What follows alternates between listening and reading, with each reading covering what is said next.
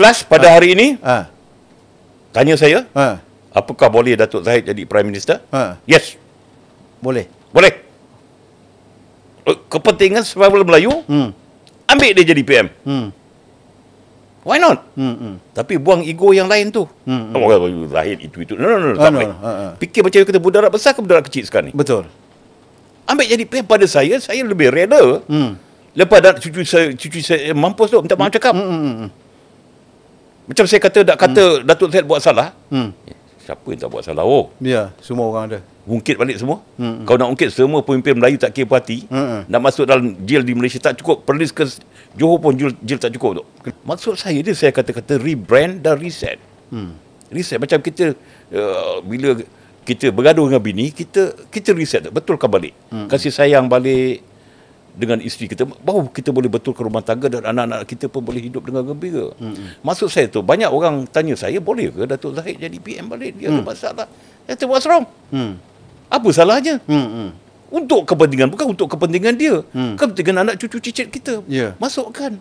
Tetapi kalau nak berlapik sikit, boleh cara-cara yang boleh kita buat. Selalunya, katakan sebelum PR, kita boleh kata interim Prime Minister. Boleh. Ambil dia dulu jadi interim Prime Minister. Lepas tu, semua parti yang terlibat duduk sama-sama dengan ikhlas. Bincang. Jangan dengki. Hasil dia je jadi PR. No, jangan. No more. Sekarang cukup. Bila ada perangai ni, domestic problem. Dia cocok dia bantai dia tompol dia. Cukup. Kena tengok rakyat. Kepentingan rakyat tu susah. Ya, sebab saya kata tu, ini Allah bagi, ini peluang terakhir tau. Untuk apa saya cakap? Betul. Saya setuju. Minta banyak Datuk Zahid, ini peluang terakhir Datuk Zahid. You tak betulkan negara kita ni, we are finished. Bukan anak cucu saya saja, anak cucu dia pun sama. Tapi ini secara ikhlas.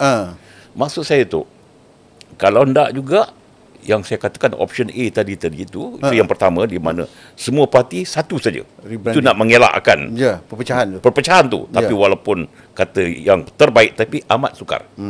Tapi kalau buang ego, keikhlasan, fikirkan untuk kepentingan anak cucu cicit, can be done.